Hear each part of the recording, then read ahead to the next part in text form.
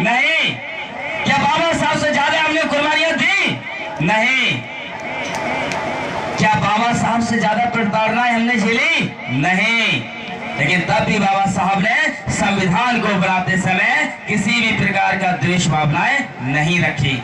बाबा साहब जानते थे कि आज हमें जिस घृणित दृष्टि से देखा जाता है, आज हमें जिस घृणित दृष्टि से देखा जाता है, क्यों? क्योंकि हमें इन्होंने शूद्र का ढांचा दिया है, शूद्र की पदवी दी है। हम इनको बता देंगे कि माँ की कोख से जन्म लेने वाला हर एक शूद्र इस देश का निवासी है, क्योंकि इस देश में रहने वाला हर व्यक्ति इस देश का मूल निवासी है। हमें लड़ाई मूल निवासियों के लिए लड़नी होगी। हमें हर एक उस व्यक्ति का सम्मान करना होगा जिसने जन्म लिया है, और जिसने इस देश में जन्म लिया है वो इस देश का नागरिक है, वो हमारे बाबा साहब के बनाए हुए संविधान का ऋणी है, क्योंकि यह देश बाबा साहब के संविधान से चलता है। साथियों, जब तक हम नफरत की भावनाएं रखेंगे, द्वेष की भावनाएं रखेंगे, तब तक हमारे बीच में परिवर्तन होने वाला नहीं है।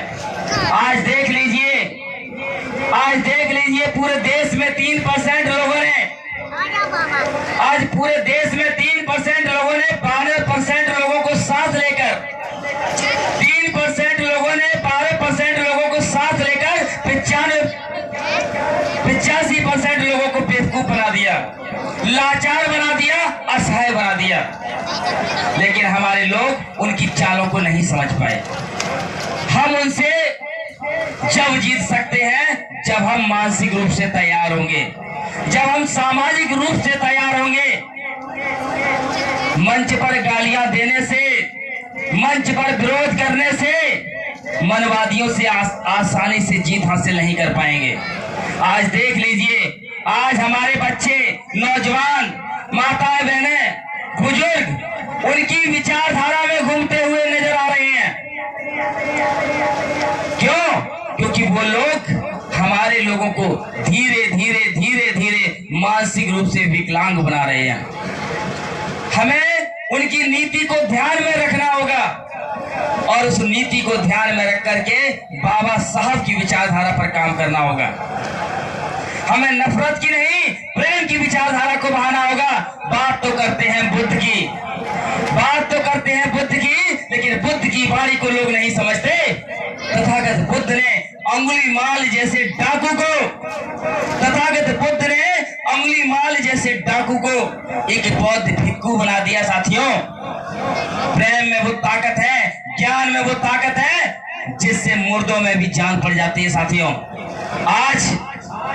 आज का जो दौर है, जिनको हम अपना लीडर समझें, वो लीडर डर की वजह से घर से अकेले बाहर नहीं निकलते, और जब मंच मिल जाता है, माइक मिल जाता है, तो कहते हैं हम समाज के लिए लड़ने को तैयार हैं।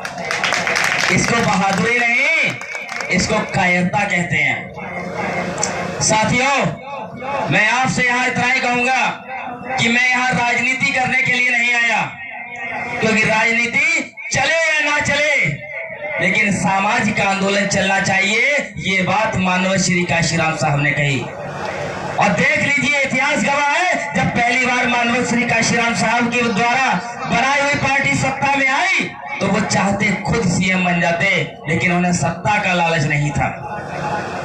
और आजकल के लोग ढंग से कपड़े पहनना नहीं सीख पाते, सीधा एमएलए और एमपी बनने का ख्वाब देखते हैं।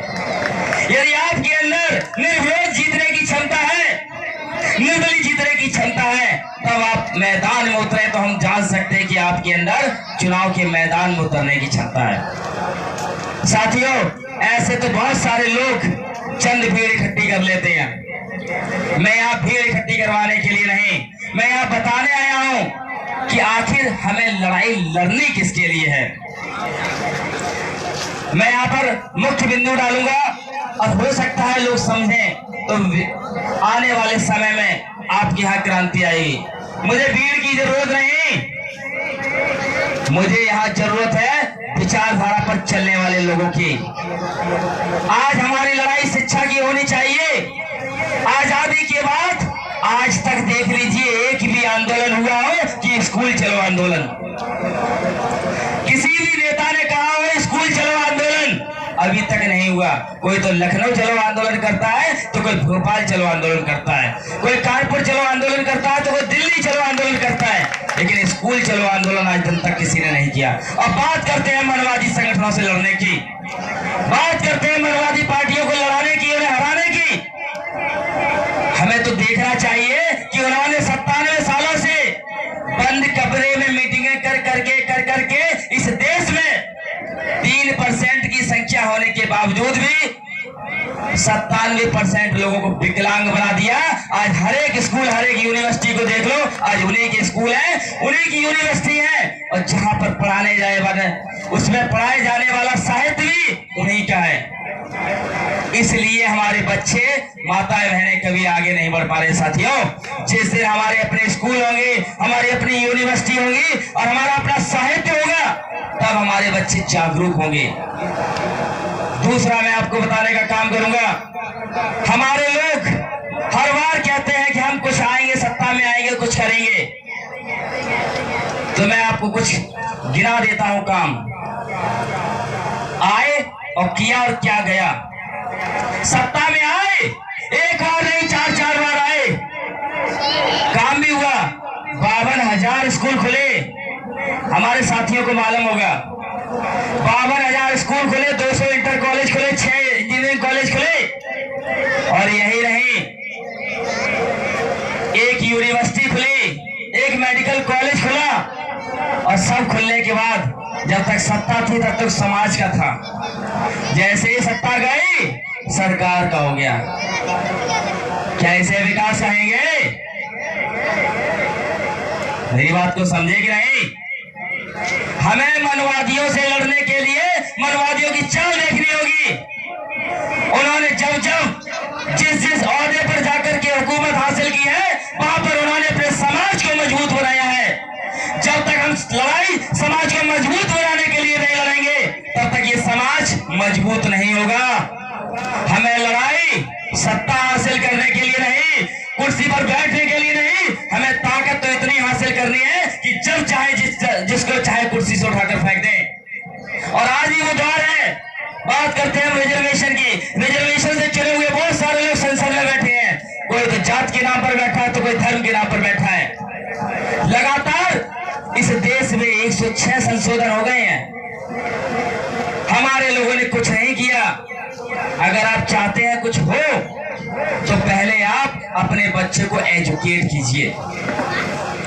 आपके पास समय है काम, राजनीति के लिए बहुत सारा समय बना रहता है। चुनाव के टाइम पर नेता आपके बीच में आता है, और पता नहीं किस जिले का नेता आपके क्षेत्र से चुनाव लड़के चला जाता है। इसलिए विकास नहीं होता, क्षेत्रीय लोगों को मौका नहीं मिलता, काम करने वाले लोगों को अवसर नहीं मिलता। और आज भी साइकिल चलाने वाला व्यक्ति साइकिल चला रहा है, वोटर वोट के समय लाठियां खा रहा है।